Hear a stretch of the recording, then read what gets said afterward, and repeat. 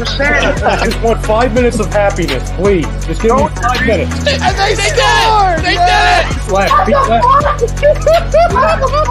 What the hell was that? Oh, yeah! What the fuck are you talking about?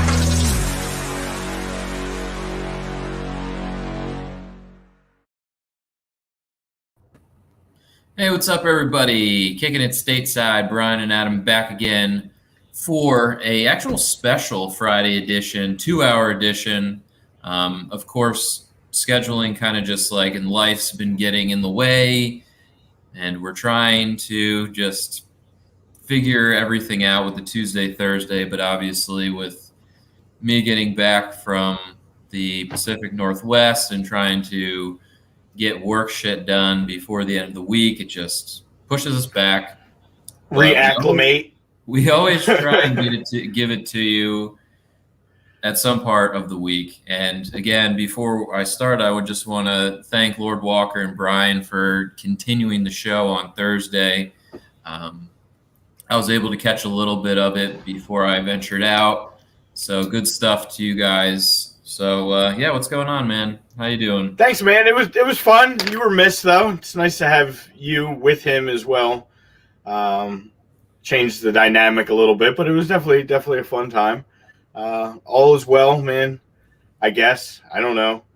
We'll find out. This weekend is going to be super telling about the state of U.S. soccer. Apparently, on both sides of the gender spectrum for the first time in a long time. We're going to have this conversation after one loss. I don't know, but there might be more to it than just one loss. So we'll definitely, there's definitely going to be something to talk about there to headline our show. That's a big deal. As you and I have said in the past, they usually don't, they get their little appearance here and there, but it's nice to, with everything going on and kind of, I wouldn't say a lull, because there's definitely some interesting soccer going on right now. They are going to be the front story this week. Yeah. And again, like you said, kind of, we're not used to worrying about the women's national team really at all, because they've obviously, handled their business, winning, back-to-back World Cups. Probably should have been 3 in a row. And 44 straight results. Yeah. And, yes, I'm sure it's probably an overreaction to them, losing to Sweden the other day, 3-0, but maybe the way that they lost was kind of a little bit concerning. But again, they've been dominating the women's scene for so long, so it's hard to be like, oh my God, like this is not good.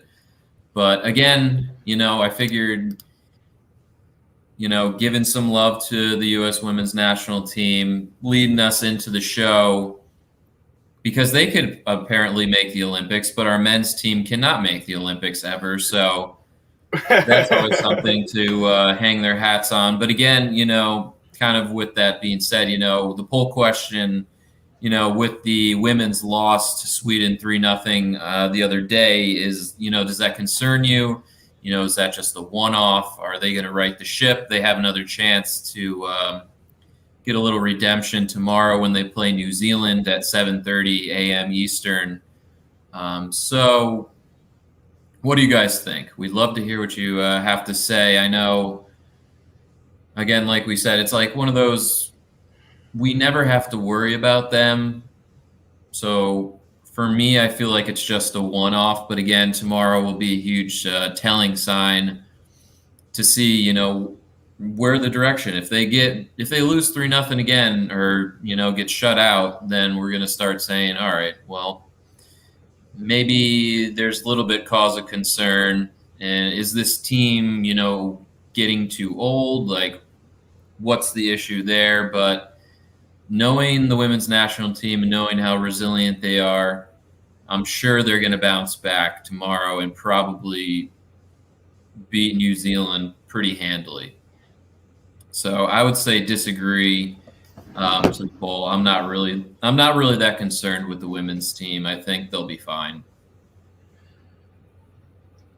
I think everything you said is pretty much spot on. I guess just to play devil's advocate, I'll agree to the poll. And I don't want to be like, oh, the sky is falling concerning and take heat for saying so because of one loss. But there's got to be a small bit of concern just in the fact that, one, like we discussed, the way they lost. It was pretty heartless. Nothing like the U.S. women's national team that we're used to seeing. There is still, I think, some issues in that locker room between the old guard that basically said that they were done after that last run that now has decided to come back. And I don't know if it's just to push agendas off the field and they feel like they need to still play to stay relevant to push those agendas, or if it was just more for the love of the game, which losing that game the way they did doesn't seem that it necessarily is. And the fact that they are running off of a new coach, essentially. I mean, I know he's been there since 2019, but, like, look what's happened since he's gotten the head coaching job and his ability to, you know, be close to the players. He really hasn't had that opportunity to develop that relationship like Jill Ellis had. Jill Ellis was a huge catalyst to the success of this team. Mm-hmm. And now you have this new guy coming in there. And I hate to say it, in some of their eyes, possibly a man, you know, that they may not see eye to eye with on a lot of things off the field. And it could be affecting their play on the field. So, yeah, should they handle New Zealand? Absolutely. But this is a game we really got to watch, because if they come out flat again, or they don't do what they're supposed to do against a New Zealand side that they should easily beat and help their chances moving on in this tournament, then we're going to have serious concern. Mm-hmm. Because there is a changing of the guard, and we need that next young wave of players to come up. Like we said about the men's team, like it feels like now the women's team, based off of having so much success, is going to do what a lot of sports teams have issues with, and they hold on to players that maybe they should have moved on from on both sides. Like certain people should have probably stepped away like they said they were going to step away. And I'm not going to name any names or get it on that level, but that's just my perspective in playing devil's advocate from the other side, that there could be a bit of concern. Yeah, I mean, it's a fair point. Again, I mean, if they lose, they're out, because that's 2 losses in the group, and there's no coming back from that. So this isn't double group play. These small tournaments, the Olympics, a lot of people, if you don't realize, you don't get 2 cracks. There's no home and aways. You play everybody once, and you got to get the most points you can, and they're already -3 in goal differential and no points.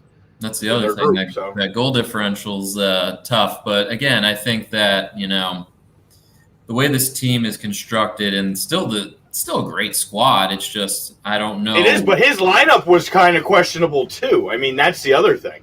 Yeah. Like certain players, I know Julie Ertz got very limited time. She came in as a sub. I'm not privy to all the injuries and everything going on deep inside the women's national team, but some of the plays and some of the starts were a little bit questionable. And again, it's a new coach with players that he's only been able to kind of be around for a short amount of time now. Yeah, and again, we don't really know what goes on in the locker room, or maybe they, were just thinking they could roll out whoever against Sweden and maybe get away with it and rest some players, from, their long, domestic league seasons and whatnot. And, you got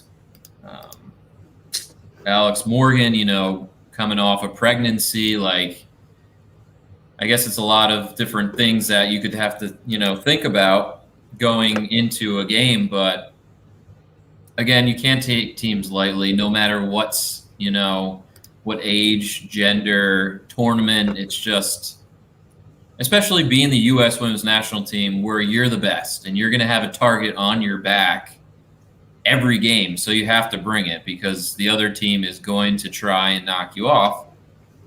And again, Sweden came out and played a pretty good game, and the U.S. just didn't have it. And it happens. But oh yeah, And I mean, the biggest thing is too going forward. It's like, all right, they should handle New Zealand. We all agree that, especially fired up after a tough L like that. But then you got to close out the bracket with Australia, and I mean, Australia is going to play Sweden now. That should be a pretty good game. Australia is a solid women's team. Yeah, they have one of the best players in the world still in Sam Kerr. So it's like you have no choice but to not only win this New Zealand game, but you got to pick up goal differential. Like we talked about with the men leading up to that Canada game, they needed to pick up goal differential. They did a great job of it. Unfortunately, they let up the one goal. Didn't come back to bite them in the ass by handling Canada, which you and I didn't get a chance to talk about, and I'm sure we will. Mm-hmm. But yeah, I mean, all these little things are important because it's a short group play. You gotta get in there and you gotta get your points where you need them. You at least had to draw that Sweden game. It's not an easy group. Yeah, I mean, again, like you said, Australia, the Lady Socceroos, they're usually pretty good. So you got to do your thing against New Zealand, and then you got to come with it against Australia. I guess that result between Australia and Sweden, I'm sure they'll be keeping an eye out on. That's huge. So you're hoping for a draw there between those two teams, and then you take care of business against New Zealand, and then you got to take care of business against Australia. That's pretty much how this has to shape out. I think worst case for the women is, I don't know, I guess maybe Australia winning and beating Sweden and going into that game with 6 points, and then Sweden getting to get a chance against New Zealand. And they don't have the tiebreaker. Yeah, because they'll have the tiebreaker. So I guess the women got to root for Sweden.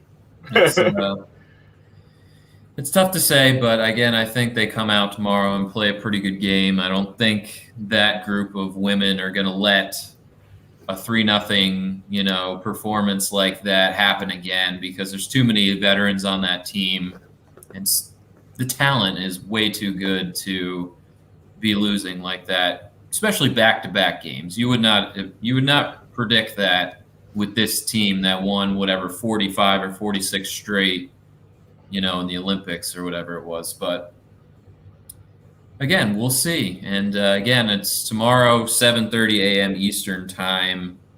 I guess ESPN, right? I think they will cover it. I know it was ESPN or USA's been covering some of the men's. That's true. Well, yeah, I feel like NBC. Peacock. There's probably 4 different options. I don't know exactly which one they're going to put this one on, but they're kind of doing like the NCAA tournament now, and they're broadcasting on different time slots on different channels all day. Anything on like Turner Sports, TNT, USA. The evil empires, All those good guys. All the good guys. The ones you don't even realize that they own, because you're like, hold on. Why is this? Oh, because they own them now too. Oh, they own. NBC owns Turner and everything else. Yeah, like we have NCAA tournament on Court TV. Like, why? Like, oh yeah, because it's just one more outlet that they own that they can broadcast games on. Duh, all about the money. Yeah. Well, good morning, everybody. I was going to say yes. Hello. Or afternoon, I should say. We're in the afternoon slot now. Who knows? It might be morning if Lord Walker joins us. It's morning to him. So I'm finally feeling like it's. I'm back on the East Coast time, so it is afternoon. And just one note while we were talking about the women. To Lord Walker. Lord Walker made some really good arguments last week when he came on, talking about this whole fair play and how the women are doing the appeal now and all that. Yep. They're so not used to losing, just so they know, in case they weren't aware and they didn't really read the fine print like him and I discussed, they wouldn't have got paid for that Sweden game if they take the men's deal. So if they want to appeal and they want this men's deal, then they better get their act together and get back winning again, because the men do not make money when they lose. And the women don't know that feeling until the other day. So they keep pushing for this change in deals. They better keep winning games for it to be beneficial for their pockets. Right. Yeah, it's I guess they're not really used to having their back against the wall too much. They're used to Dude, how can you haven't lost in 2+ years, like in any competition, anything. A friendly with a completely backup road, nothing. They've not. I mean, they drew a few. They have like a little bit of turmoil here, getting down. Your first that's game 3-0, and now they, like I saw Rapinoe said, it's do or die, and it really is. You got to win this game against New Zealand, or you're going to be having an early flight back to the States. Yeah. So, but again, appreciate everybody checking in daily. Tom, Greggy checking in from, I'm sure, sunny, humid, nasty Florida. Tails says, "What up, Philly?" with a picture of Javier Bardem from No Country for Old Men. That's pretty creepy. Yeah. Eric says there's too much. It's just a lot of pride with this women's team to lose again, which I totally agree. I think that the way that they've been dominating the sport, I'd be shocked to see them come out and give another performance like that, because they're probably a little pissed off. Like, yeah, that's not the way we play. That's not what we're used to. We maybe took them lightly. I saw some people were on the COVID protocol is maybe why that the coach shook up the lineup, because some people weren't really available to play. So there's a lot of different factors, but again, knowing that team and that squad and just the veterans on that squad, they should definitely come out and get the job done tomorrow. Yeah. But yes, I guess the other thing we'll dive into is the Gold Cup on the men's side. Like Brian mentioned, they did get a nice win over Canada, which they won the group. Suck it, Dan. Nice win, bastard. Yeah, where's he at today? I haven't heard him chirping yet. He's been pretty quiet ever since that game. So he really hasn't texted me much. When Shaq Moore scored that goal about 5 minutes later, because I was out and I couldn't do it immediately, I memed him a picture of Shaq, just kind of like Shaquille O'Neal, but Shaq, just so he knew, and like doing that little like laughing face that meme. Mm-hmm. And he sent me like one thing back, and yeah, we've barely talked since. So yeah, man, it wasn't a great game. It was a great result. I don't know. I didn't like a lot of people, I think, are in agreement. The Zardes DK up top was a weird experiment in a game like that.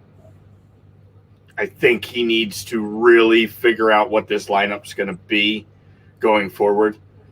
Like, right there, Jamaican me crazy. Like, this game's no joke. Like, everybody's was all worried. Oh, we got to finish here and avoid Mexico, and we got to do this and do this. Like, don't overlook this Jamaica team. Don't think we're just going to cruise past this Jamaica team on Sunday, because that's not going to be the case. This needs to be a solid lineup put together, and it needs to be a solid effort. Like, you can't have Pines in there after what I saw. Like those plays can't happen against a Jamaica team. They're going to make you pay. Yeah, they were really fortunate in that game to get out of that game the way they did. Yeah, it's one of those where I feel like either way you split it, you're going to get either a Costa Rica team who's, can be pretty dangerous themselves, or you get a new either one of these teams. Yeah, you get a new revamped Jamaica squad, which not exactly an easy road either. So it's like, all right, well, what would we prefer? Because I think both teams, their rosters, if you line them up together with this team, it's not that different, and not that the differential of talent is pretty close with the right. Yeah. You pull our whole A team back, and we're talking a different ball game here. But sure. with what we've seen so far, and just coasting by a couple teams in Haiti and Canada, it's gonna be tough. Costa Rica's bad. You know, they're like you said, they're a good team, or Jamaica's a really good team. And then after that, Mexico's a good team. Qatar is still alive. Qatar is a good team. Like, a lot of people laugh though, but like Qatar are the champions of Asia right now. Like, they won the Asian championship. They are, you know, as far as that goes, and there's some good teams over there. The South Korea is usually a solid team. Japan's a solid team. So for them to be the Asian champions right now, they're not going to be an easy out. Honduras is solid. We saw that qualifying for this tournament. For the Olympics. They were out to knock us basically out of Olympic play. Right. Yeah, CONCACAF is not a bad. It's not a bad region at all. Obviously, it's not like, you know, the best, but you know, there's some good teams that always. Again, this is some team bring their A squad. Some teams don't value it as much, like us probably. But yeah, it's a Jamaican team who's kind of a little bit revamped and have some guys that are back with their national teams, like Leon Bailey's. You know, he just has all of a sudden decided he wants to play for Jamaica again. You know, Bobby tongue twister. Bobby DeCordova-Reid. If we've been watching, he's been impactful too. Yeah, he's been impactful. If you've been watching the show, you know he's played for Fulham, and he can be dangerous as well.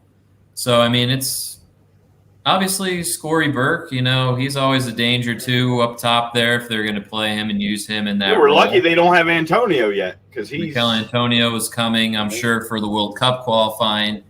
So I mean, it's an Andre Blake. I know he got hurt. I don't know if he's back yet or if that was just. I'm pretty sure he's back. Yeah. Okay. So you got the best goalie probably in CONCACAF. You got to go get by. So it's going to be a tough out. So it's one of those where you can't be thinking we're just going to coast into the semifinals or the finals. Because you got to get past Jamaica first. And Jamaica is a lot better than they have been in the past. So, and they gave us a problem last Gold Cup, I felt. We played them in the semis or the finals, didn't we? Like the semifinals last year? I think it was the semis, yeah. Two. So, yeah. Again, it's going to be a difficult out. You can't count the Jamaicans out because – like you said, if it's our A team, we're talking a little bit different stuff here. But, you know, with the roster that, you know, we've assembled for this Gold Cup, it's going to make it a little bit different. We've seen Shaq Moore play well. We've seen, you know, DK, obviously. He deserves to be that starting guy up top. Oh, yeah. I don't know. It was the semifinals, right, of the 19 Gold Cup. Here's the big difference, though. Too, we won that game 3-1, but Weston McKennie and Pulisic scored the 3 goals. We're not Weston McKennie and Pulisic aren't walking through the doors. No. You know, like So, it's not going to be an easy task. It's definitely not going to be an easy task. Eric. Andre Blake from the Union is the Jamaican starting goalie. Yes, and that's partially why the Union probably had a tough time with Orlando. They did get a nice win without him the other day, though. What was it against DC? I always forget that Andre's not playing for us. I'm like, why? Yeah. Even though we probably should have tied, but I digress. But yes. So it's U.S., Jamaica we got, and then Canada versus Costa Rica. Obviously, with Alphonso Davies hurt, you know, that definitely changes Canada's dynamics a little bit. And I would say they're probably the underdog in that game. I think Costa Rica is probably the favorite going into that. I would think so. Costa Rica's been a very good team throughout this tournament. Their last head-to-head record's been pretty tight. So I would probably give the edge, like you said, without Davies, and definitely a little edge to Costa Rica.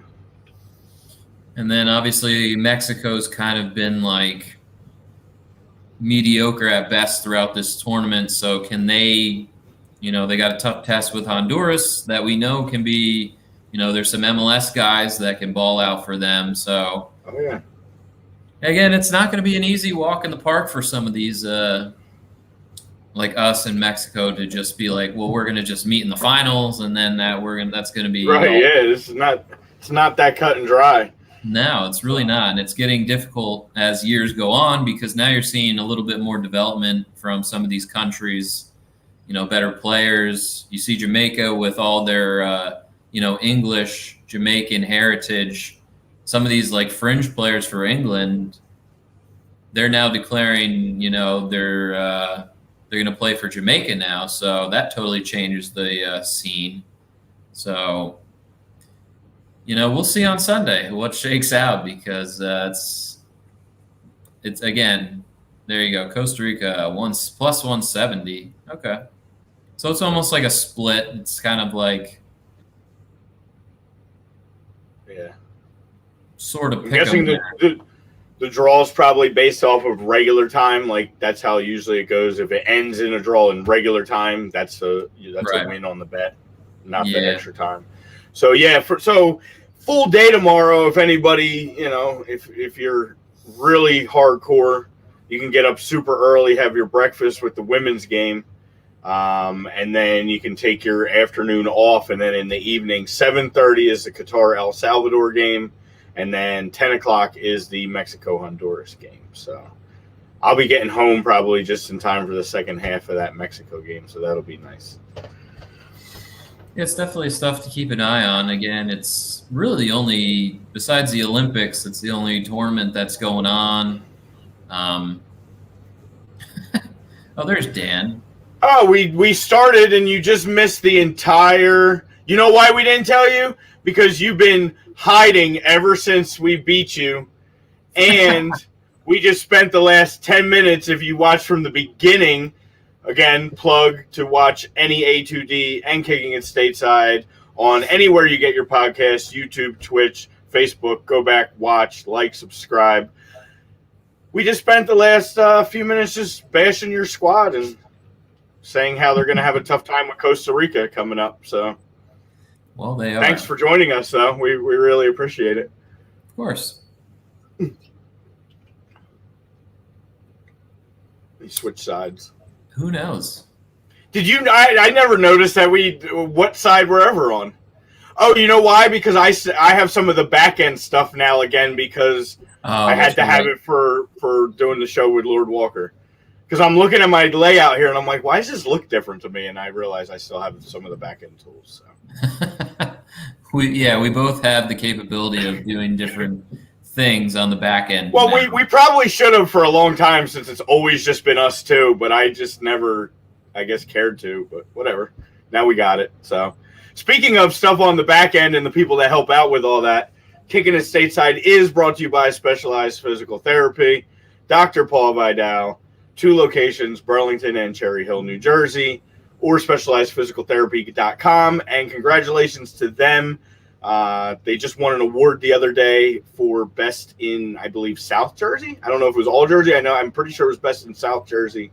I did see that. It's pretty great for the doc.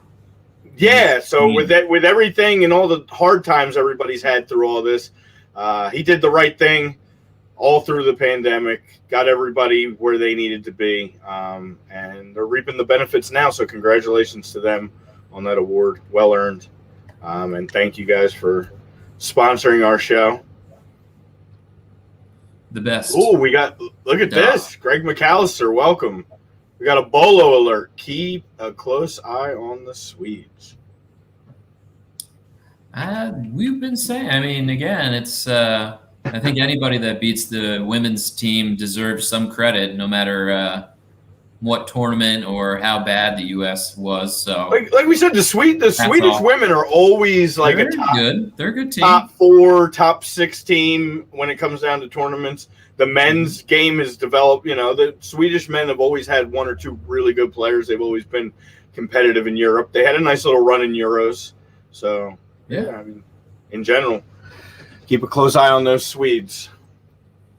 It's one of those where apparently the women kind of were overlooking them, and again, that's what happens when you overlook teams. Oh, come on, absolutely.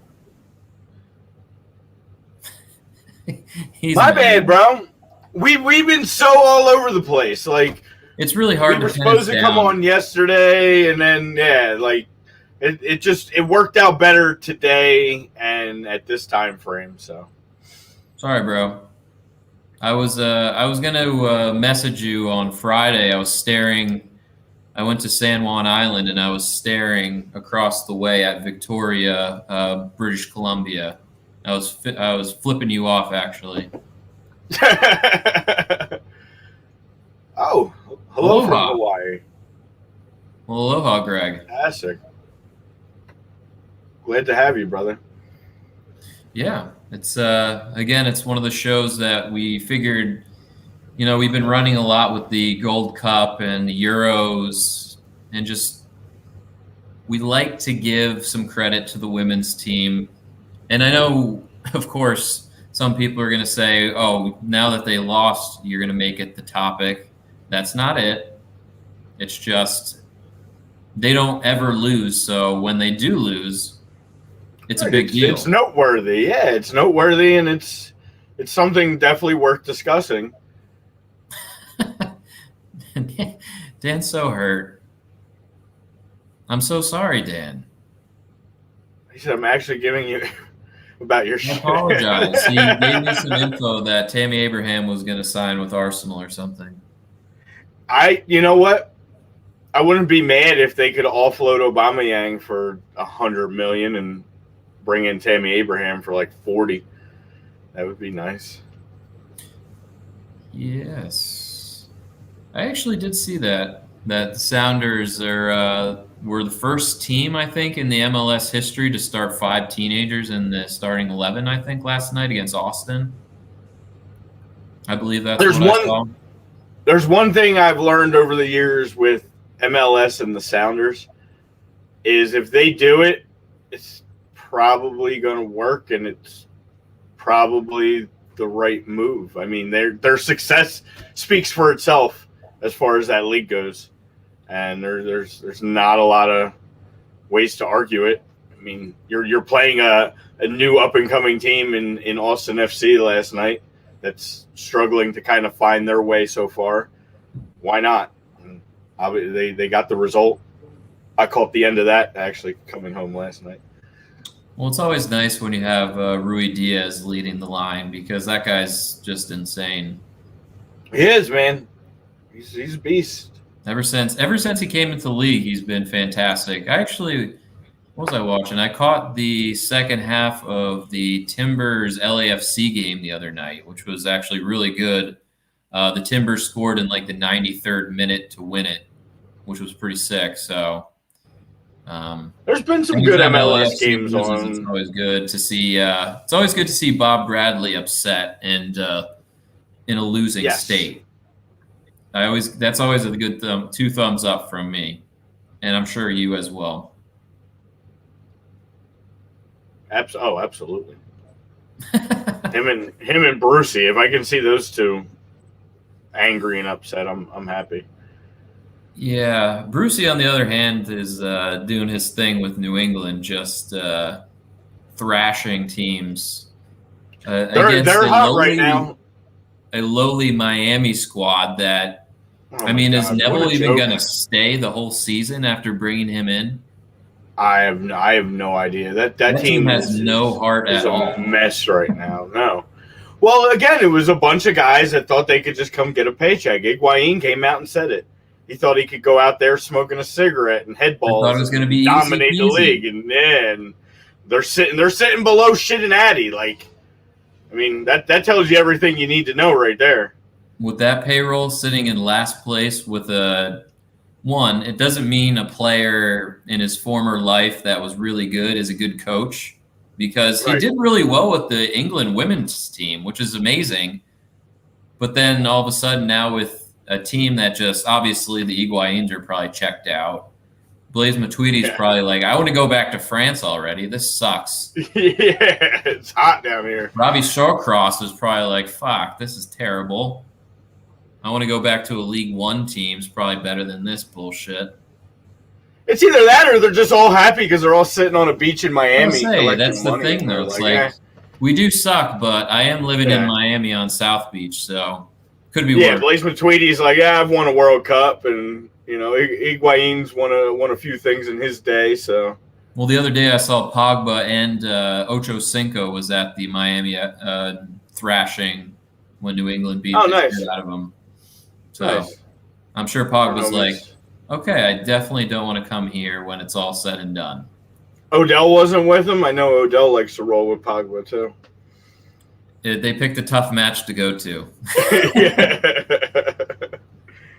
Oh my God. Dan, you just have an agenda because the Sounders are just always way better than Vancouver.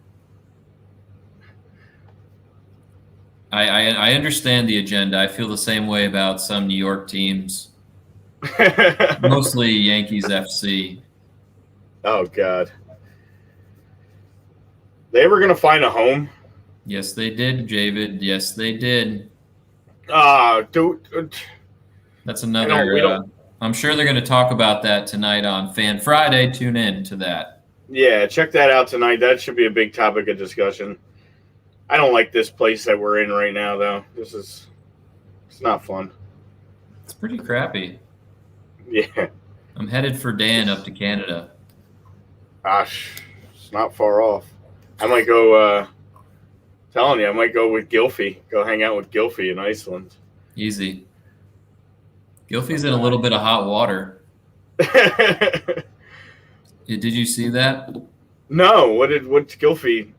What Gylfi do? Well, allegedly there was speculation. There's an article that came out that said an Everton player is being suspended for they're looking into some case on him. And apparently it came out that Gylfi might have been sexting an underage girl. Oh.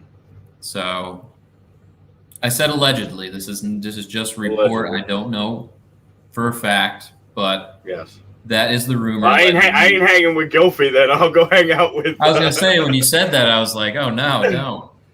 Yeah, I'll go hang out with Germunderson. Yeah. We could have ourselves another Adam Johnson situation on our hands. Yeah, let's not do that. But yeah. When, Dan? I don't. Context. Talking about probably the agenda of hating on the Sounders.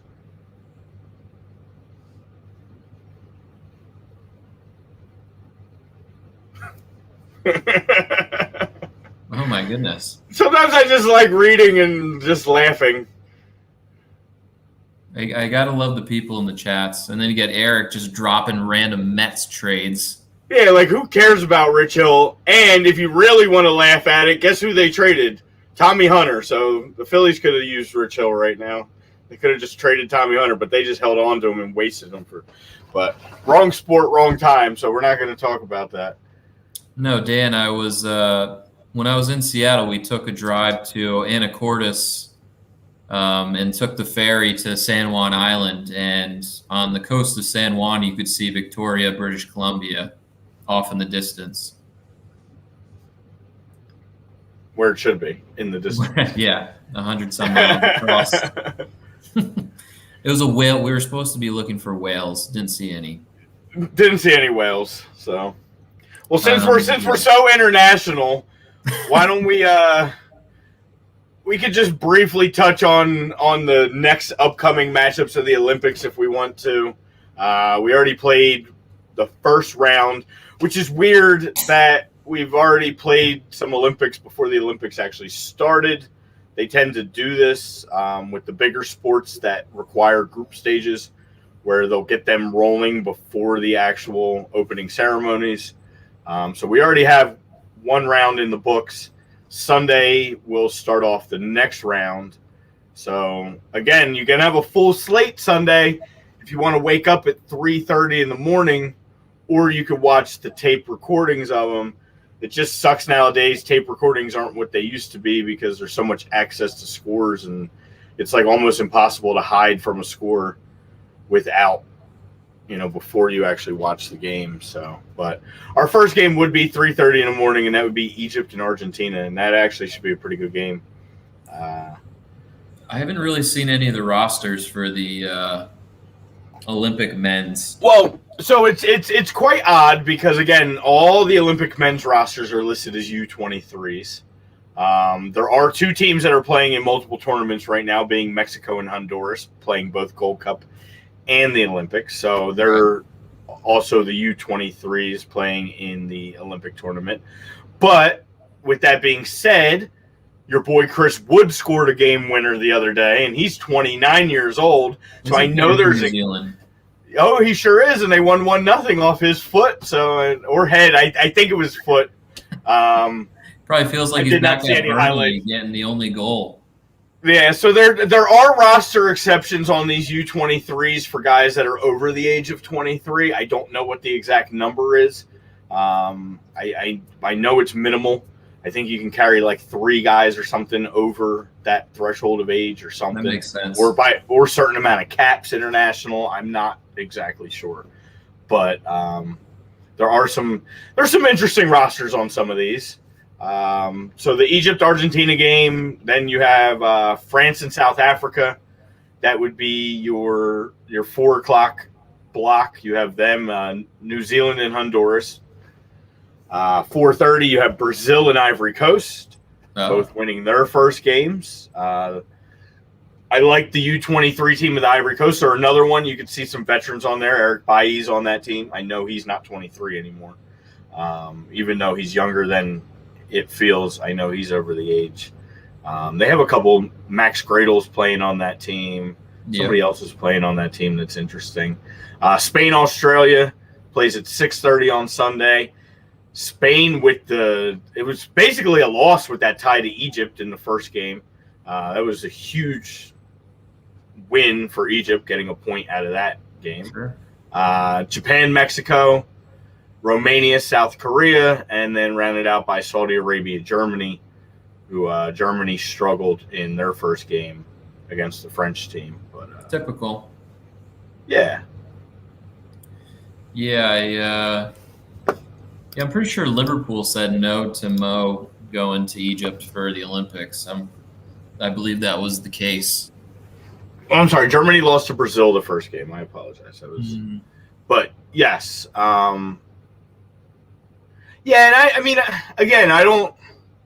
I mean, do you really value the Olympics? Is it really worth an injury for Mo Salah if he goes over to Tokyo and, God forbid, breaks his, foot or leg or something and he misses half the season? For him, probably it is. For Liverpool and the guys writing the paychecks, absolutely not. But you got to think on his end, like, how many major tournaments does he get to represent Egypt for in his career?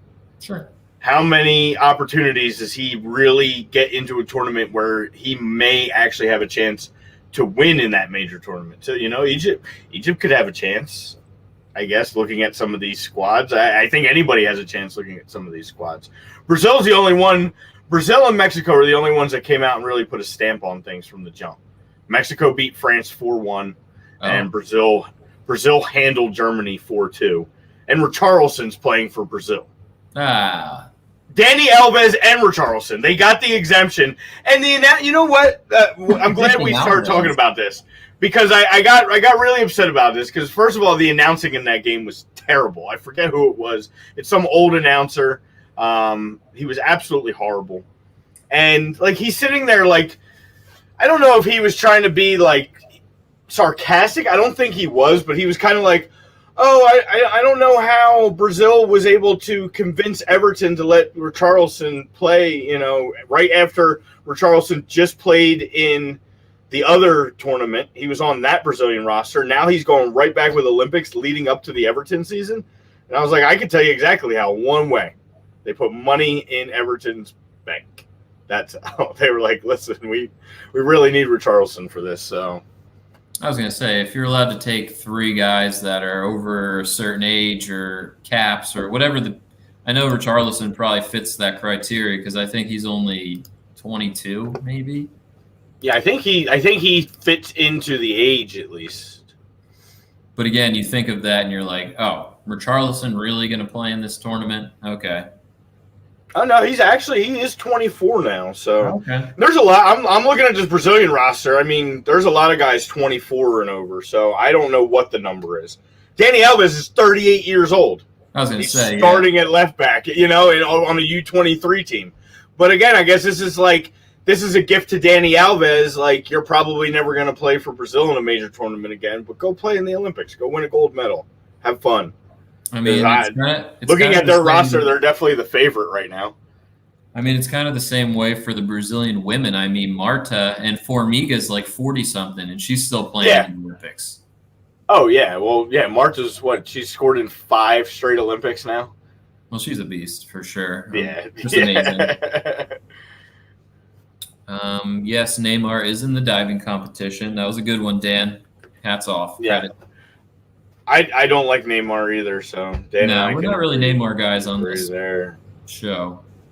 Yeah, and I was reminded that last Olympics was won by Brazil over Germany in that PKs where Neymar was a participant back in 2016. Kind of had forgot that, and then as I was watching the pregame the other day, it's like, damn. And that this German team is bad. They're not going anywhere. They'll probably get knocked out of group stage. It is not a good.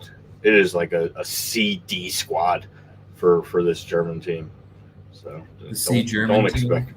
Yeah, don't expect much out of them the rest of the way in this tournament. I can promise you. Oh, you gotta love it. Yeah, they're going through that team is going through some major changes right now. Definitely, with new coaching coming in and some player changes. It's time. It's definitely it's a new era for German soccer. But again, that's kind of like that's why having the World Cup so soon, right after the Euros, is kind of nice because you're basically got to flip the script really quickly and start focusing on that. Because that qualifying starts in September for everybody. Well, at least for CONCACAF. We have 2, I believe, right off the bat. So, yeah, it should be fun. Again, the Olympics is like, it's a cool thing. I mean, again, we'd love to have the U.S. in it, of course. Like, and especially with the U.S. not in it, it's kind of like, well, all right. Good for them if they win. It's always an honor to play for your country, but again, it's probably the lowest because it is an amateur competition. It makes it a little harder to get up for some of these games, as far as not just physically waking up at 3:30, 4 o'clock in the morning to watch a game live, but like just to be like excited, knowing that at the end of the day, the U.S. won't have an opportunity to play any of these other teams. Now, me, obviously, I'm going to be watching Germany, even though, like I said, I don't think there's much to watch there with this team, and I'm going to watch my Ivory Coast boys. They're probably my rooting interest at this point in the tournament, and getting 3 points in their first game was nice. So hopefully they advance a little bit. Germany Olympic soccer roster. Oh yeah, I don't know. You really want to do this to yourself? Like, I want to see. I want to see who's on. Oh, it's not good. It's not good at all. It is not good, huh? Germany announces men's Olympic football roster. Who do we got? Florian Müller, Benjamin Heinrichs.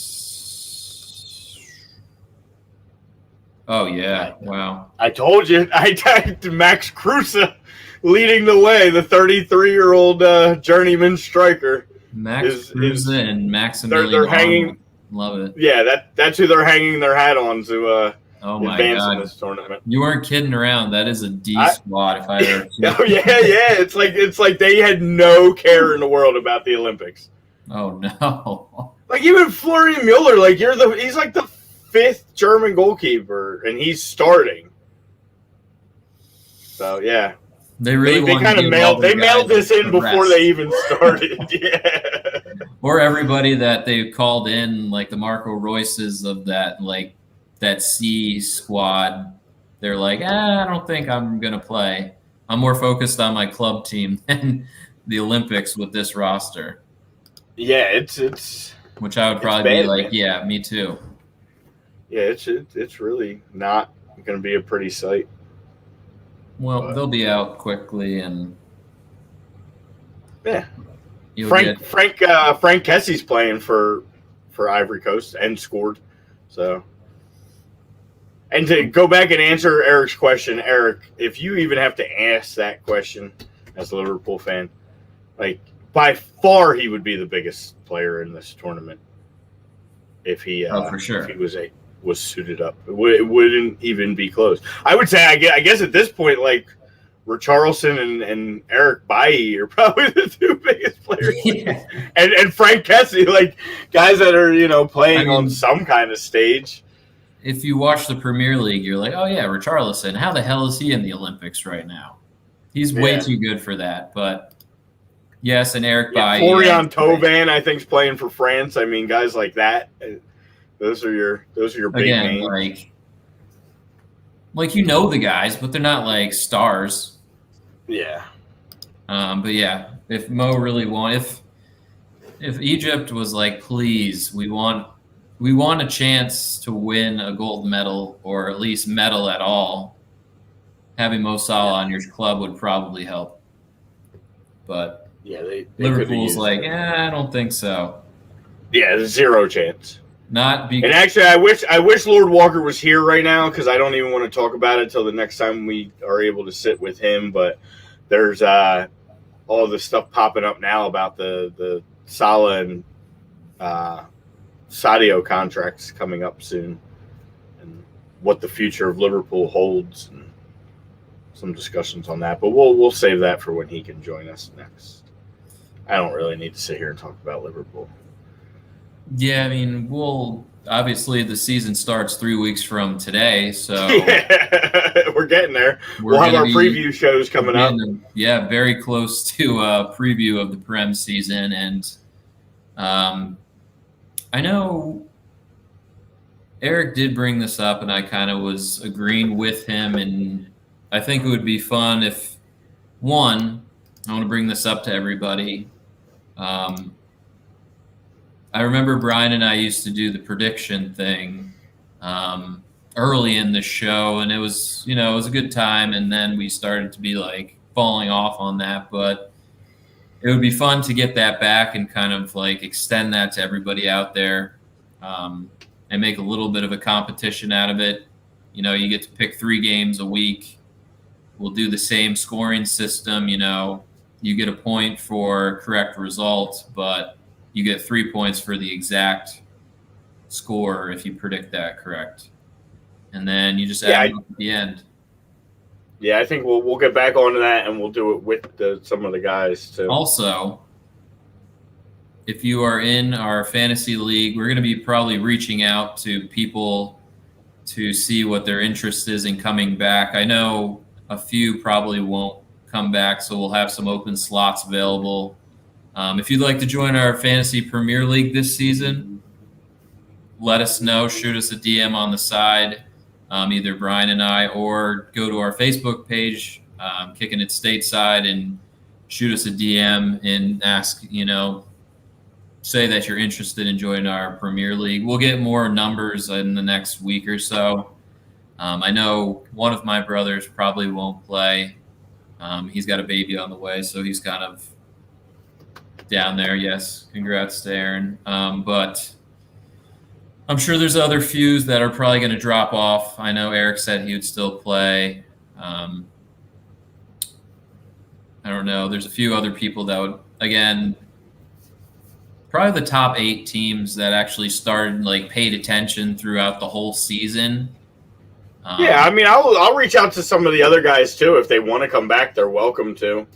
So if we get a big enough turnout, we'll split, like we said, into 2 leagues, and the guys that finish in the bottom can, be the heads of the second league. Oh, for sure. You know, and then if guys don't want to, then we'll narrow it down and we'll tighten it up a little bit. So, but we definitely got to get one going this year. Oh yeah, I mean we could definitely continue it. I mean, I'm pretty sure you have the login stuff, and you just schedule a draft date, and I'm sure you could. You know, I was gonna try to look for another site, but I just don't think there is one. So. I don't think there is, which is unfortunate because their format on that is not great, but it's the only one available, so people exactly. We'll take it, whatever. Yeah. Hey Dan, that was pretty hurtful. Step your game up. Hey, he's just angry. We're a U.S. market trying to compete with, especially in this city, compete with the Eagles and the Flyers and the Sixers. It's not going to happen. This is I don't know the way some of these the way some of these teams are going in this city. Our approval ratings may continue to rise because, as we've said before, the best team in the city plays our sport. Currently, yes, and probably for the past few years. Yeah. I don't believe ESPN does a Premier League one. No, I think it's just through the Prem. And again, which is it's not a great format. It's not a good interface at all, but it's really the only thing we got. And it's good enough. Yeah, Dan, if you want to play, I know you're not a Premier League fanboy, but it doesn't cost anything, so we know you'll be in for that one. It is free. We just do for pride, and I still owe my dad, who won the league, a little prize of some sort, so I still have to figure that one out. I have that Julie Ertz figure for him. That was part of the prize. And then whatever else we want to add to that, but I have that sitting here, so at some point we got to figure that out too. I know. Good. We got to get food or something. He does earn his prize, and we will get that going. We'll kind of, again, if you want to DM us, if you're interested in joining the English Premier League Fantasy League that we started last year, we'll do year number 2 coming up. The season starts in 3 weeks, so we'll probably have a draft in the next 2 weeks or so. So keep an eye on that on our social medias. And if you want to join, just hit us up either on our personals or on our Kickin It Stateside Facebook or Twitter or Instagram, whatever you choose. If you're interested, let us know. Oh, you are on Twitter. Well, we're on Twitter too. I need to step my Twitter game up because I'm on another 30-day ban from Facebook. So I got to tweet more, I guess. Right. My Instagram game's been down, so.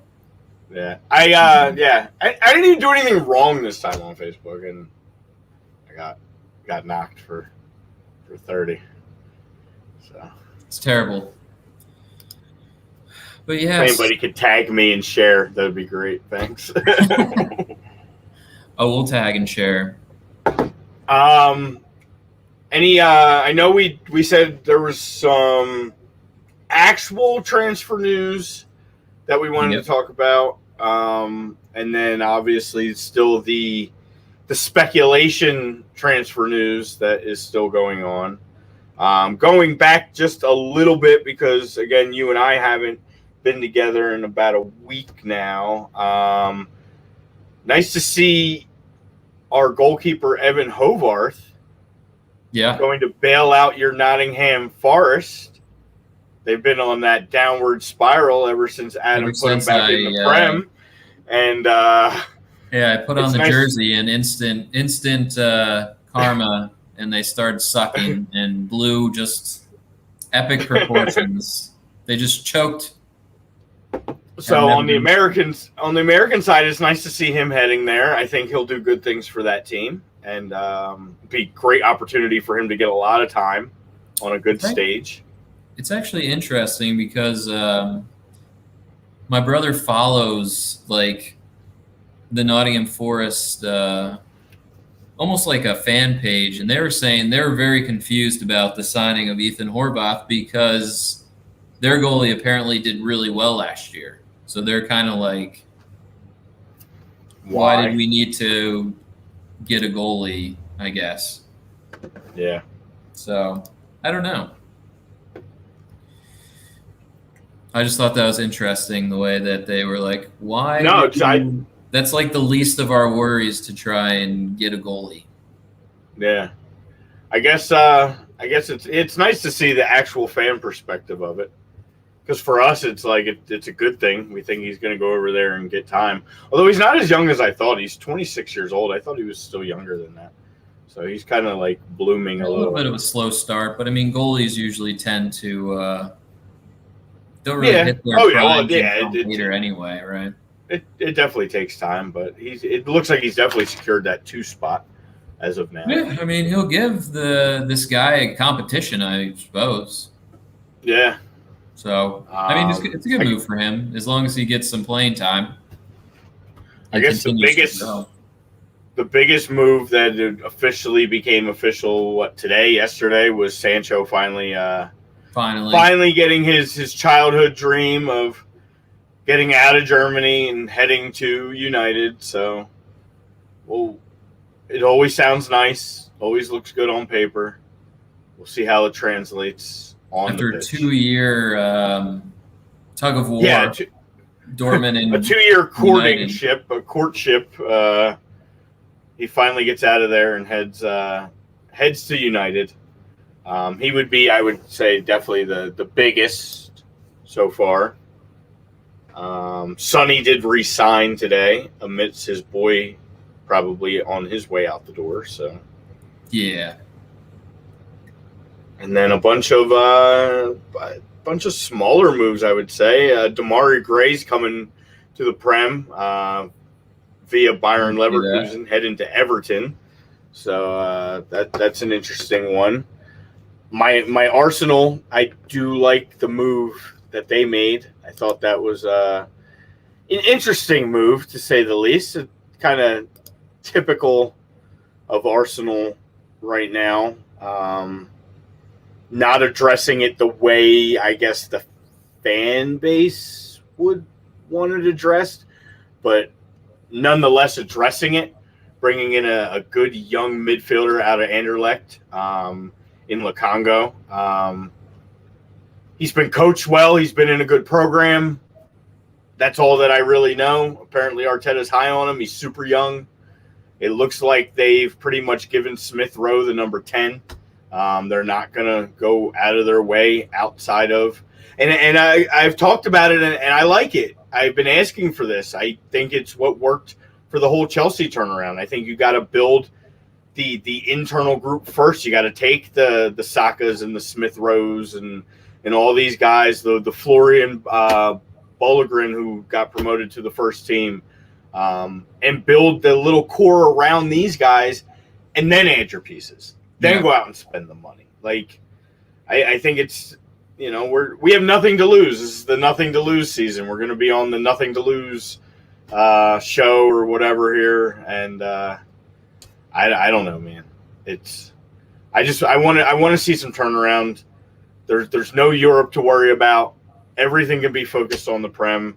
So I think it's a good signing. I like bringing in a good young player. Yeah, it's easier that way when you don't have to worry about Champions League or Europa League. You're just focused on this Prem season.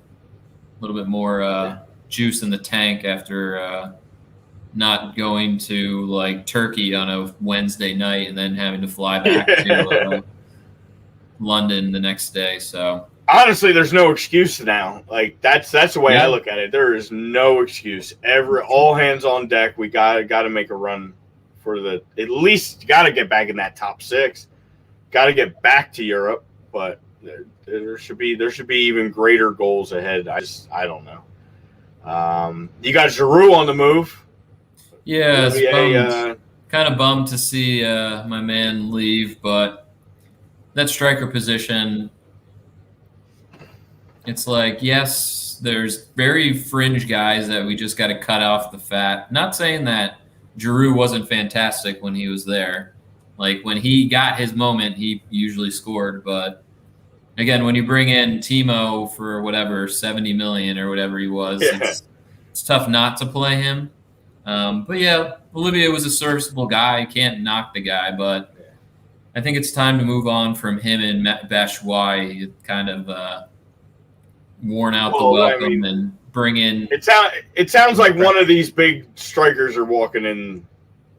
It seems that way. If they're trying to offload Tammy in some way as well, you figure that either a Holland, whatever. I still say there's, again, bringing this up, like the YouTube poll question I posed, and I think I saw it on ESPN.com or ESPN FC as well. One of the writers proposed, do you think Chelsea should bring back Lukaku this season? I was like, be interesting. I don't know. Maybe.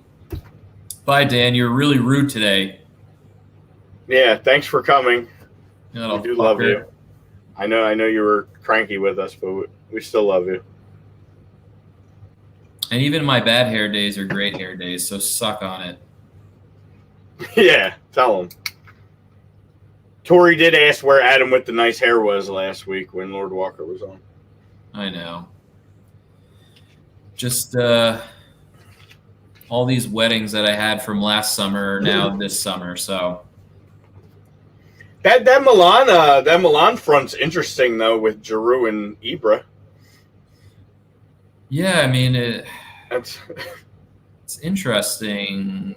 I mean, Milan, they've added a bunch of pieces again. I mean, their bit of success put some money in their pockets, and they've gone out and no big names. I guess Giroud's probably the biggest one, but they've made some signings. I think losing Donnarumma is gonna hurt them big time. Yeah, I think that. Especially with the success of Inter, you really got to compete with a club in your same city. So they're trying to find little pieces. And again, Donnarumma, grab money from him. Obviously, bringing in Giroud. You got some veteran guys. But again, it's tough to compete with, especially now that Inter's pretty good and Roma's been making some interesting moves. Yeah, they're trying to stay as competitive as possible too. Obviously, with Jose Mourinho at the helm now at Rome. Yeah. Always is. It'll be successful there for a little bit. They brought in Rui Patricio. Hey, I mean, could be worse. It absolutely could be worse. We talk about the skill and talent of Rui Patricio all the time. Who else? I saw that Bernard got sold to. Is that a Saudi Arabian team? Yeah, I think so. They barely even have any info on him in the. It's a tough look for him. It is. But I guess he took. I guess he took the money instead of just seeing the writing on the wall. Having Rafa come in and say, I don't really rate you that high, buddy. Yeah. But we all know Bernard's struggles. Yeah, he's too inconsistent. Never lived up to the hype. But no. Hopefully he has some success in Saudi Arabia or wherever this. Sharjah, I guess the biggest things, biggest ones we have left are to see, I guess, where Haaland and Kane's going to go. I mean, the striker Ferris wheel. We'll see who gets off where. That's always the fun thing. Once one thing drops. Well, I saw Sonny signed a new contract with Spurs. He did.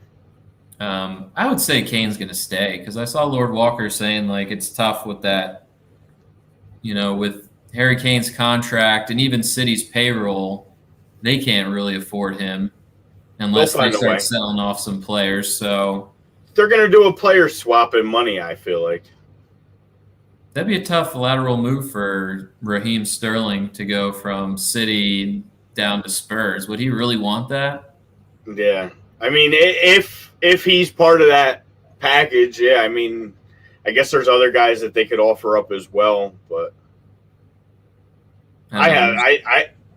it's like one shit club giving the other shit club. I don't care what either of them do. They can swap all the players they want, but I mean, you just hope that they get something back for. I mean, I don't. I hope they don't, because I mean, at least if City's going to continue to add, at least I'd see the Spurs continue to not get anything back. And they literally have nothing besides Sonny. Yeah, that's tough. Fine, it's fine. Tough. Yeah, there really wasn't much. I mean, the Jadon Sancho is probably the biggest, I guess, recently. Yeah. Which, again, good for him. I mean, I saw an interview that he did with United today, and the guy asked him, like, oh, how do you feel like the last, couple of years played out?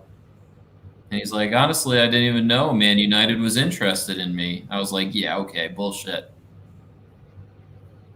That's why last year you probably would have left if we actually let you go.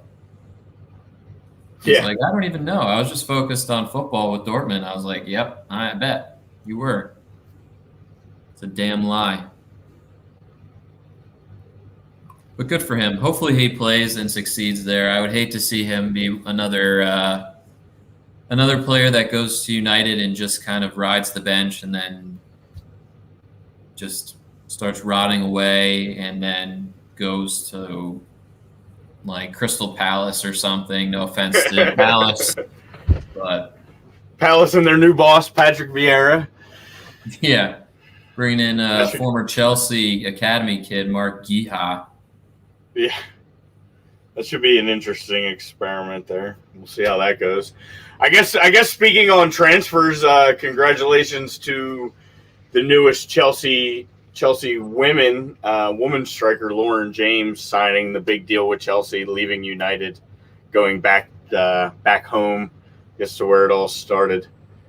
So Reece James seems excited about that. Good. Yeah, there's a nice picture. It says she's finally back. Welcome home, Lauren James.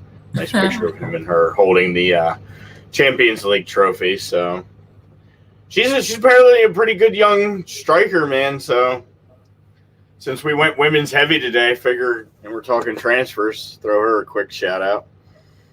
Yeah, of course. Again, that was one of the big things on the top headlines today. Again, a lot of women's news. Oh yeah, but that's what we kind of like. We don't often talk about that. And again, that was our poll question. If you're just joining in, we were discussing the fact that the U.S. women's national team lost the other day, 3-0 to Sweden. With that loss, does that concern you at all going forward? Or do you just think this is a one-offer and they're going to bounce back and hammer New Zealand tomorrow morning, 7:30 a.m. Eastern time? Or do they lose tomorrow and get sent packing, and then we're starting to scratch our heads and say, what's wrong with this roster? Is it the coach? Like, is he playing people in the right spot? Is he playing the right players? There's a whole laundry list of things that are going to start to pop up if they lose tomorrow.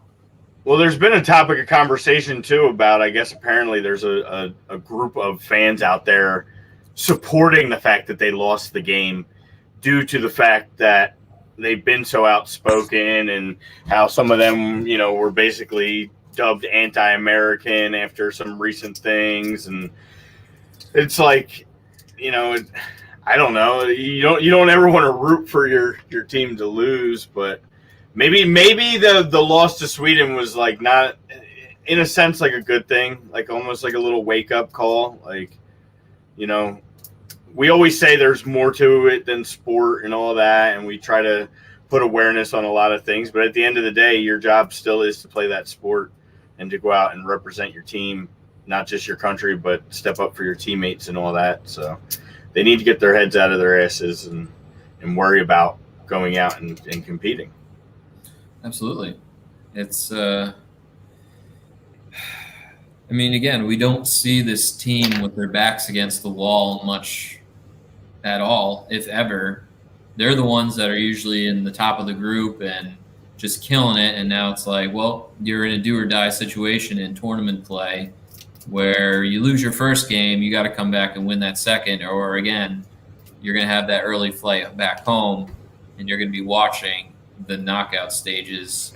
Yeah, from the you're going to be playing a meaningless third game, which is even worse before that flight home, where you got to still you're playing get up a good and go Australia out. team who may beat you as well. So they got to go out. They got to get 3 points. They have to get 3 points tomorrow because that Australian team they might be. That's going to be a fight. It's not going to be easy.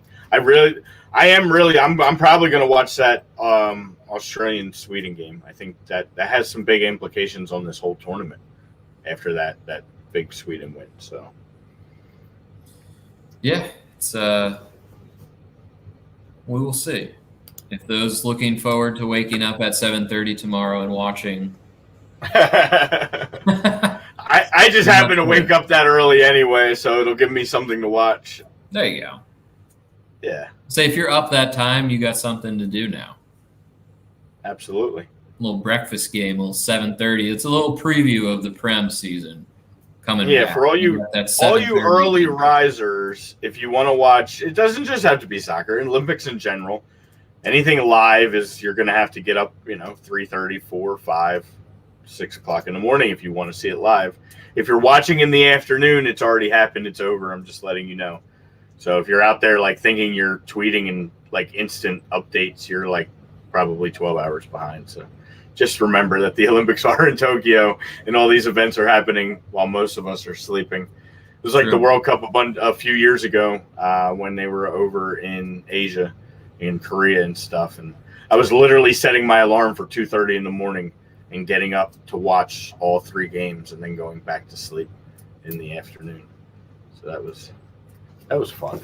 That's always good. I don't know. I won't go that crazy for the Olympics just because we don't have anything, Yeah, you don't have the men you don't have to look forward to because they're not in it. It's amazing. Yeah. You suck. Well, with the men out, I guess we can plug one of our newest sponsors. Speaking of men, and Manscaped, with the Olympics, Euros, baseball, major championships, concerts, and all this summer, you know what it isn't? Is a wild, hairy bush. Tame your pubes with the help from our friends at Manscaped. The ladies in the leaders in the below the waist grooming. Their 4th generation performance package includes the brand new Lawnmower 4.0 that I know Adam owns. I do. If an athlete treats their body like royalty, why not treat your pubes like Olympic gold? Fellas, do the right thing. For your balls and join the millions of men who trust Manscaped by giving them manscaped.com code from A2D Radio. The code is A2D, 20% off and free shipping. That you cannot go wrong with. No, you can't mess with that. The brand new Lawnmower 4.0 is here to take the podium. It is the 4th generation trimmer, features cutting edge ceramic blade, reduces grooming accidents thanks to their advanced skin safe technology. And we won't go too deep into it, but it's nice to have that because after using the other brand, Wall, we'll throw them negatively out there while we plug our sponsor here. They don't have that technology, and it can be pretty rough to make yourself, Everybody's been there before. Yeah. Everybody's been there and had a little accident. And we know Adam's got to be using his Lawnmower 4.0 because he took some nice pictures on that trip when he was out west, and everybody looks happy. So when you see those kind of smiles, it's doing its job. Just gives you a little confidence out there, You get a little pep in your step, Yeah, even that quick stop in the public bathroom, you feel a little bit better. You go down and look, you're like, damn. You get that peeker over, yeah. There's always that peeker over on the turnpike rest stops. So they're like, damn, that boy used Manscaped. I know. Yeah, just plug it. We plug them everywhere we go. But yeah, they are the best, and I actually do have it. It's pretty sweet. So you get your own little tote bag. I'll have to. I really know. I need to do the right thing and order one myself because it's worth it. Especially 20% off and free shipping. Like, come on. Yeah. You can't go wrong. You can't beat that anywhere. So, and in addition to that, there you go. Don't forget our new A2D membership. You know, everybody, you hear that word membership and you think you get all these nice perks. You get you get appearances on our show. Members only streams we like to do. You get shout outs, and probably the best thing of all, you get those weekly sports picks from the Money Pot podcast. So if you have a good, you got a good hunch on a game over the weekend, you like a certain team, even we'll throw maybe some stuff out as far as the soccer picks. Once the Prem season starts, they'll shout it out. They'll say it on their Money Pot podcast, which is fantastic again. So $9.99 a month, that's a steal pretty much, because you get all those great perks. You get shout outs, you could be on our show. We're always looking for people. We always open it up to whoever wants to come on. You don't even have to show your face if you just want to shoot the shit with us. We always welcome. And now you get, if you type your name in the comments, you'll see a little special symbol there. That means you're part of our team. And we're always looking to grow our team. So $9.99 a month, you get a nice HUD membership and get all those perks. And come on and chat with us, because that's what we love. We're here for the people. That's been our motto since day one here for Kickin It Stateside, at least. I was singing that today, actually, driving around. It's been a while since we've referred to that. And I am working on getting us a little cut so we can, I believe it's a short enough sample that we will have no issues using. So I'm going to get that cleared. But we need that little drop, because that was our drop from the jump. Little OJs, give the people what they want. So yeah, that was a nice little segue into the shows when we had the Spotify, when we were on our own, like young lambs out of the womb, not knowing what we were doing, just kind of going about on our own. And we were doing the in-studio stuff, which feels like forever ago that we've actually been in studio together. Yeah, it does. It's crazy. So yeah, all the good stuff. Yeah. And for us, just trying to keep it together with, I know I mentioned something that I'm trying to figure out our logo and our crest for basically coming up with some sort of like kit idea for us. I had 3 pretty much narrowed down that, again, I'll try and throw out there on social medias, and we can pick which one we're going to use. Just something that kind of just incorporates how we started and when we did, and just all that kind of stuff. And we're going to try and use that symbol as and maybe one day we'll even have our own soccer team, not obviously just a fun men's league, but it'd be cool to sponsor a team. So just something that try and get everybody involved with, as especially any prizes are involved, or we're going to do the prediction thing as well. So we're trying to get we're trying to get the fans more involved each day and think of different things. Obviously, it's we had the idea of getting a lot of different content out as far as video when we worked or went to CSB, the broadcasting school where we started this damn thing, with little challenges and crossbar challenges between Brian and I. But until one of us grabs a camera, that'll be on hold. But we're going to be thinking of different stuff. We're trying to get put together a list of even like guests to come on the show. We haven't heard from Julio.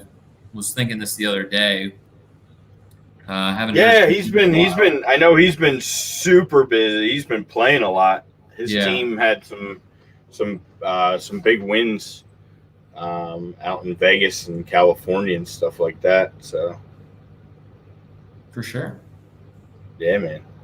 So yeah, it's busy times again with life getting back to a little bit of somewhat normal. We're trying to think of some fun stuff to end the year with. Can't believe I'm saying that already, since we're rolling into August already. But yes, so yeah, a lot of good things to come. I know I've been like rambling on like a crazy person, but you know, from not being Thursday, I had a lot of time to think just out there and just reflect. So it's good. It's good. It's kind of where we're headed to.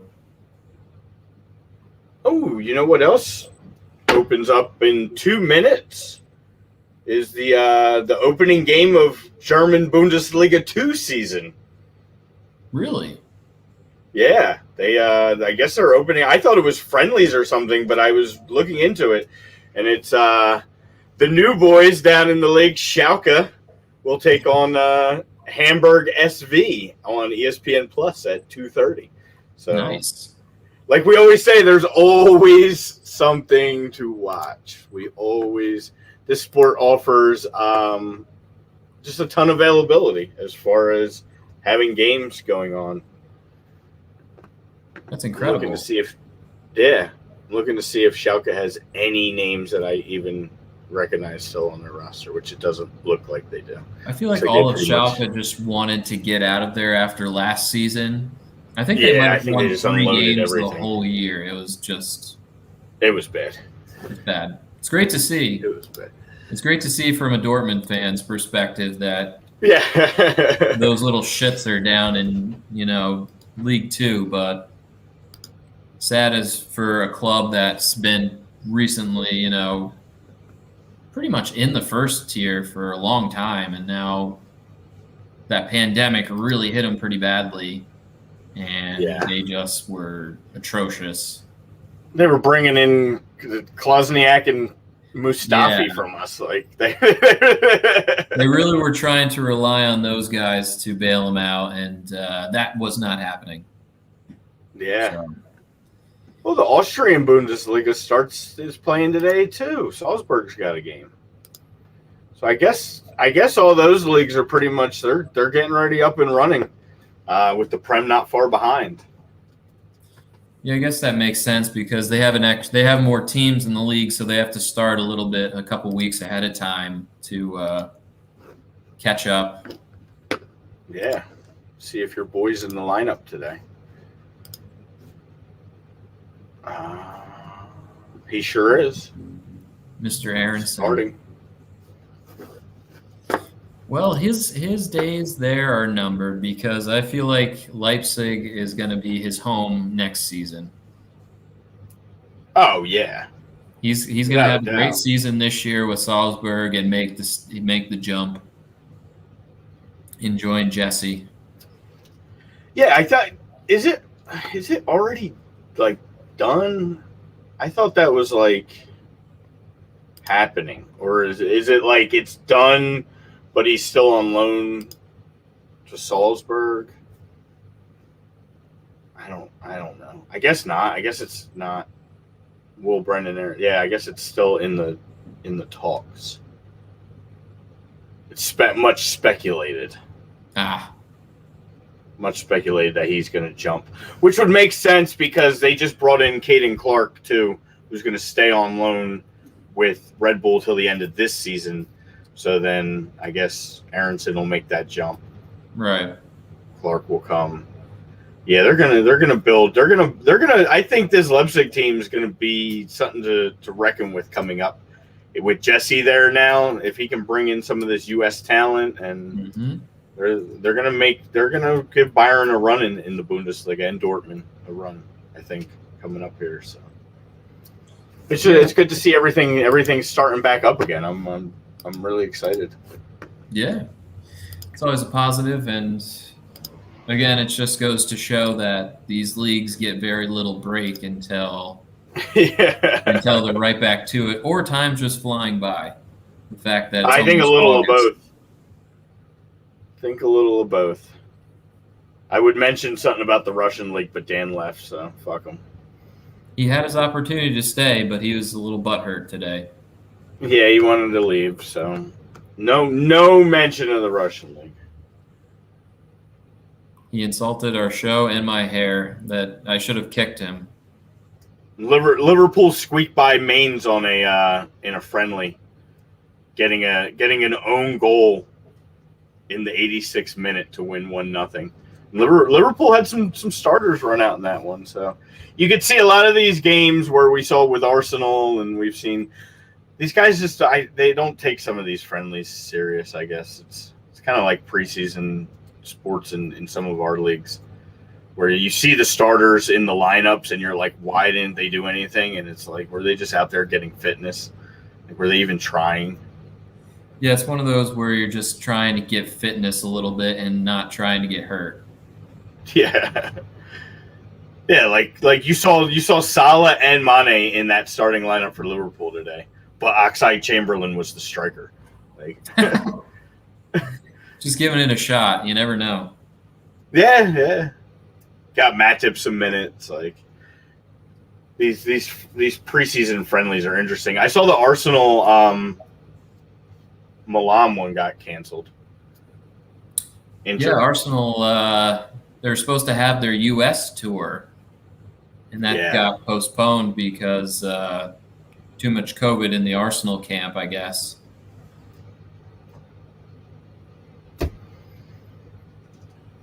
No words. If you lived in Florida and were looking forward to seeing some Arsenal players, I apologize. Yeah. That ain't happening anymore. No. Tune into Brazil. Maybe you'll see Gabriel Martinelli. He is on the roster. Oh, there you go. Not trust. Yeah. He might not if Richarlison's taking over. Richarlison's just banging hat tricks through the Olympics and just running through this competition. Then oh my goodness. Martinelli may not see any time, so I doubt it. You never know. Never Anything know. Else? Anything fun? No. I guess red card, yellow card. I don't have anything too red. I don't know if you were still around or if you caught it. Lord Walker and I, basically, it was just straight back to the racism for red card last week. Yeah. Dealing with all the rollover stuff from Euros and just discussing how, that's just not going anywhere, unfortunately. So I guess I'll give a yellow to, what was I seeing that I wanted to just bring up? Oh, this whole thing with Barcelona still, and Lord Walker talked about that too, and their money issues and their debt issues and all their struggles.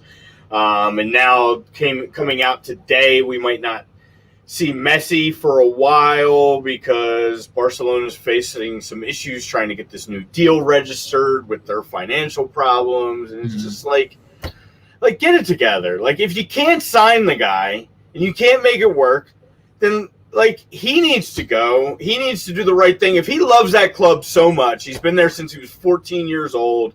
He's been there 20 years, basically. He's Mr. Barcelona.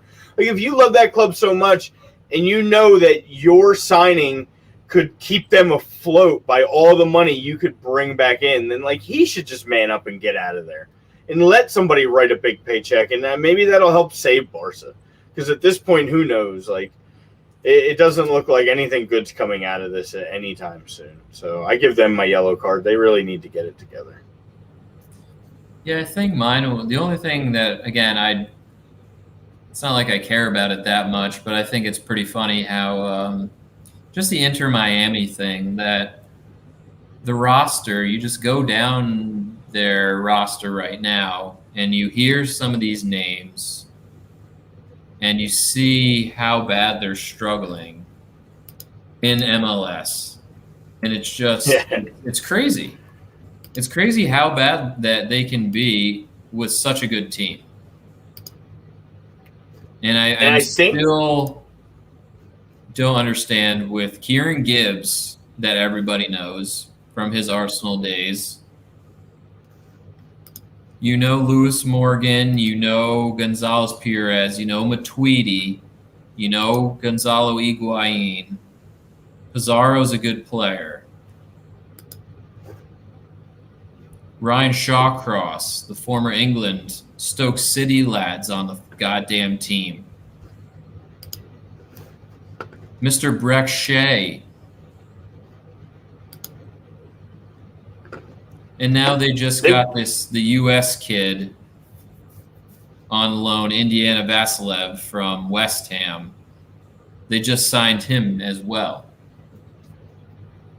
So you're telling me with all those guys, they're sitting in last place with that kind of payroll? Like, come on. Yeah. With a coach like Phil Neville at the helm, who got England women to a World Cup semi? Or was that the final last year? Was England US the World Cup final, the women's? I think it was. Or was that the semis? I always forget. I feel like it was the semis because that was the tea-sipping game, and then they had another game after that. Yeah. That was the Alex But still, Morgan. it's like Pinky up, yeah. And your owner is David Beckham. Yeah. How are you that bad? It just does not make sense to me. I guess the only positive to take out of that is maybe it's an attest to that the MLS is becoming a better league. That these guys just can't come in here and think that they're just going to, put this little super team, quote unquote, together and do anything. It's actually been the opposite. They've had worse results. And they've been trying to do this since the expansion draft. They tried to bring in like older veteran guys. They tried to bring in Robles from the jump and make a run that first time. And we thought, maybe that would be beneficial in the bubble and guys that have been there before. And it didn't pay off. They didn't do anything there. And they've added since then, and they haven't done anything yet. And bringing in a 34-year-old Blaise Matuidi and a 33-year-old Ryan Shawcross and a 31-year-old Kieran Gibbs and a 36-year-old Frederick Higuain. Like, that's not the formula. We've seen it. And a 33-year-old Gonzalo Higuain. Like, we thought it could be. And you and I have both in the past kind of even myself, like, begged and pleaded for our teams in Red Bull and Philly to like make that big splash and like bring in that name of a guy, but it just right now it hasn't proved to be beneficial in this league. I mean, even going back to Red Bull and bringing in Thierry Henry, did they win some games? Absolutely. They still don't have a title. They never brought a title to Red Bull. So I don't know what the formula is, but I think it's making me more and more like intrigued in the MLS and starting. I think people should realize that it's not just a retirement league. Maybe it is a retirement league, but you come here to retire and you're going to get retirement results. You're going to sit at the bottom of a table, and you're going to be behind shit teams like Cincinnati. It's bad right now. It's really bad. I mean, you're looking at it. What do they have? 8 points? Okay, let me pull this up real quick. But I think that's what I saw. They have 8 points. Yeah, it's in 12 games. They have 8 points with all those names. And I know every one of them's over the age of 30 years old now, but like, you would think you would at least be like a top 8 team. Like even my Red Bull's a top 8 team, and they're like a completely revamped squad. I mean, yeah, it goes to show. I mean, trying to bring like the most random players from all over the world into one team doesn't just not work out. Yeah. In a party city too, which probably doesn't help. Exactly. You have you hear about, the Las Vegas flu of teams going in there, a night before a game, come out a little sluggish. And I wonder why, because you're in Vegas for the night. Teams go, even you living on South Beach. And all these, your priority, you're just like, I don't really care. I'm making money. I'm living in Miami. And they've all come in with money. All those guys made money. Oh, so yeah. they're already, it's not Already like they're set. just, like, this isn't like their first paycheck. It's a all those guys retirement were thing. already set. Yeah, they thought they were going to life. come in here and just like run over the league and think it's going to be this cakewalk and life is great living on the beach, but you're going to get your coach fired pretty quick here. 22 points behind the first place Revolution right now. So they're behind Toronto, who employed Chris Armas for the first quarter or third of the season. So I'm saying it's ridiculous. It's that's the only thing I think I had as like kind of a combined, maybe like one a soft yellow for being like zero heart on that team. It's like beyond notice. I feel like it's beyond yellow with them. Like they're teetering on that red. Like they're already on notice and like they just slid into some dude and they're checking to see if spikes are up. This might be the second yellow to a red. Like they're in trouble, bro. They're in trouble. It's not good. And again, you're dangerously close of getting your very famous coach fired in his first season, and we're not even at the All-Star break yet. Yeah, and then you got a team like Seattle, who we mentioned earlier, who if you're not, a U.S. fan or probably, a South American of Paraguay or of Chile, they have nobody on that roster. Like they don't have names on that roster, but yet they sit again at the top of MLS with 32 points, and they just continue to dominate.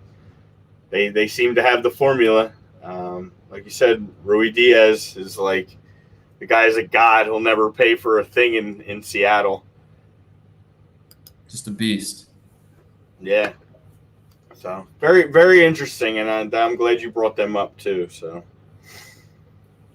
all right, I guess we can wrap up today. The plan is to be back again on Tuesday. Again, get back to that formula till Adam and I have another trip or work or something that comes in the way. But we'll continue to figure it out and continue to bring you guys a show as often as we can here. Yeah, it's again, it's one of those times, and at least for work for me, it's working in the online sportsbook game. With football season approaching, we're going live in like 4 states coming up. So I have to get fingerprints for some of these states to be get my gaming license. So that's always fun. Nice. Which is why I wasn't able to do the show yesterday. So, but I think I'm good with trips for the next little bit here. It's been a busy month. My baseball team, unfortunately, is heading out of town. So as of August 8th, I no longer have anything to do there. Actually, this weekend is our last with them, and they're heading back up to Buffalo, back to their home. Blue Jays are going back to Toronto, I saw. Yeah, which is awesome, but it sucks for us because they've been a really fun team having in town. They were definitely looking like they were going to make a playoff run. So we get cut short early. We get that draft league coming in. But unfortunately, again, that's already been going on. So they're in their last week. So we will get them from August 3rd to the 8th, and then we're done. And I have no baseball. So I'll be figuring out the next venture. Always curveballs, literally, in the industry of sport and entertainment. Yeah, but we'll be fine. Again, prep season's right around the corner, so yes, be on the lookout for us to be talking about that and give it a little preview show. Just doing some fun things for the season. Again, if you'd like to be in our fantasy soccer Premier League, again, shoot us a DM in our personal if you'd like, or on the Kickin It Stateside, Facebook, Twitter. Instagram. Just let us know you want to be part of the team or the league, and we'll get you the details on when the draft will be, etc. And it's free. Just playing for a prize at the end of the year. Like I said, of course, my father won it last year, and trying to get him a customized jersey with the logo we end up going with, which would probably be his ultimate prize. So some cool stuff coming. I'm sure we'll try. And again, I really wanted to get the scarves going, and I talked to a guy at a custom scarf place, and he got back to me, and I gave him what I was kind of envisioning, and then he never got back from that. He said email. So we'll try and do that again, maybe for before Christmas, so we can get some nice Christmas gifts out to everybody. If you're interested in scarves, So we appreciate you guys again for tuning in to another special Friday edition. Enjoy your weekend, and be safe. We love you guys, and we'll see you Tuesday. Love you guys. Later. Yeah.